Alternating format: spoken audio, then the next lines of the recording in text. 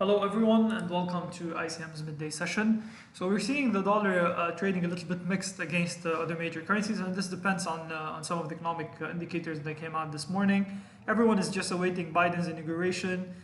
Still, Yellen's comments yesterday supporting the new fiscal stimulus plans are just also weighing on the markets, and also ahead of later on the day we have the Bank of Canada interest rate decisions. So we're just gonna talk about this when we're just assessing the Canadian dollar. So today we had the inflation figures from the United Kingdom and the Eurozone. So mainly from the United Kingdom, we had a drop. We had a rise in inflation. Consumer price index month on month for December by 0.3%, which was very encouraging number, beating estimates of 0.2%, and this was also shown on the performance of the British pound against other major currencies. Also from the Eurozone, the consensus or the reading came as expected, 0.3%, way better than the drop or the 5 consecutive month of negative inflation. So this is just also a little bit positive. However, extending lockdowns in most of the countries in the Eurozone is just weighing on the prospects on the long run.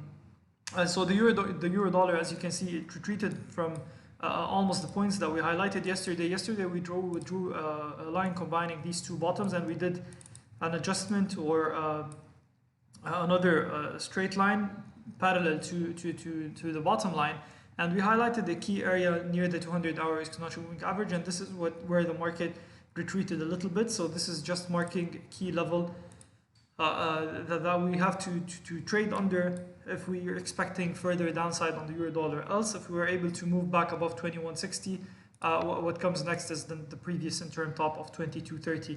While here 121 is just key area, so if we move below 121, it's going to get more bearish for the euro, and maybe we could be retesting the bottom of the channel near almost 120.20.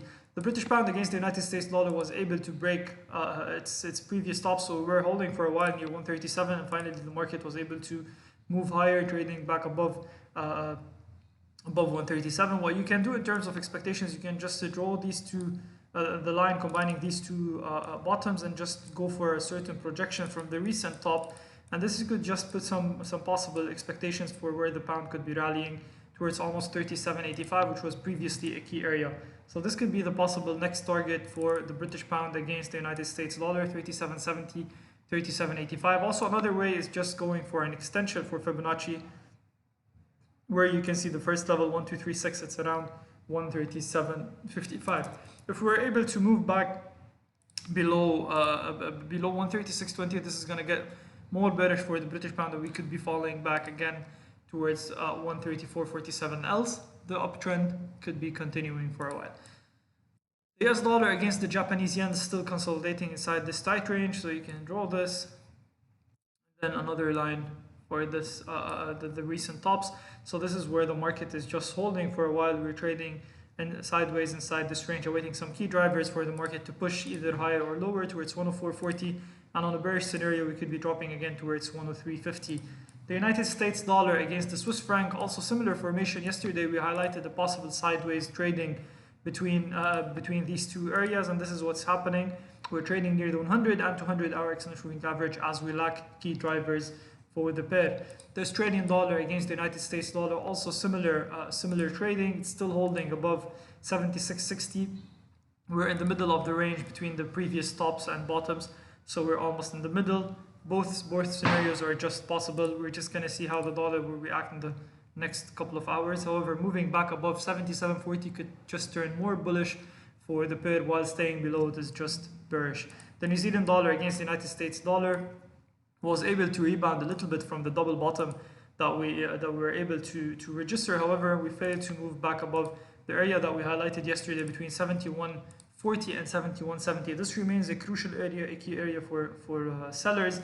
So if we're able to cross above it and move higher than this area and cross above the trend line, this will be more bullish for the New Zealand dollar. Else, we could be poised for a further downside towards 70 psychological level.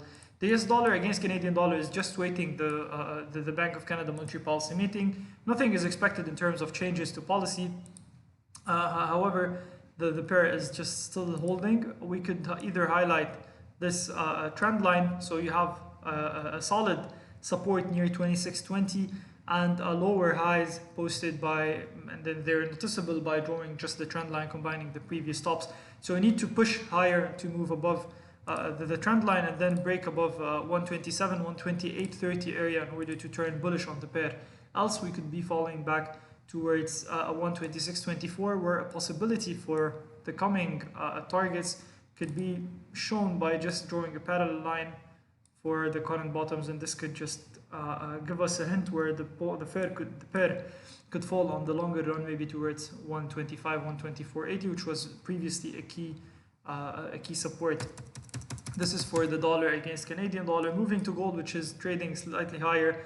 We highlighted the 200-hour exponential moving average yesterday. The market was able to trade, the prices were able to break above the 100-hour exponential moving average to reach the 200-hour exponential moving average, where we're currently residing. So we need to push higher above 1863 in order to just reach further highs above 1875. Else, we could be just trading sideways between 1840 and 1860 for a while ahead of the inauguration that's taking place tonight. Silver prices also similar move, still holding near the 200-hour exponential moving average. So this is just putting some additional assumptions that the market could continue to trade sideways ahead of the drivers that we mentioned. Oil prices pushed slightly higher, supported by more bets on further stimulus from from Biden's administration, and this is just supporting risk sentiment. So we're able to push higher again towards almost 54. So this is just a new range forming. This pullback was really significant from the 200-hour exponential moving average, and maybe sometimes the pullback from these moving averages will lead us to higher highs. So this is what we have to assume in the next coming days. Possible resistance could come in near 54.70 if we're able to go for higher highs. The Dow Jones crossed above 31,000 again, but still on the bigger picture, we're inside this channel. We're just highlighting inside this range. We're just highlighting the possible earnings for different corporates in the United States. Among them, they're just coming stronger than expected, and this is just supporting more the risk appetite towards stock. So we need to break above 31,050 in order to just resume further uptrend and go towards a record high above 31,250. Else, if we fail to move above 31,100, this could just weigh on the Dow Jones, and we could be retesting the bottom of the range here, almost 30,700. So this is all for today's session. I would just like to remind you that all the information, news, analysis, and opinions mentioned in this session, they're only for educational purposes and shouldn't be taken as a signal whether to buy or to sell any financial instrument, and ICM doesn't provide any investment advice. This is all for now. Thank you all for joining and wish you safe trading.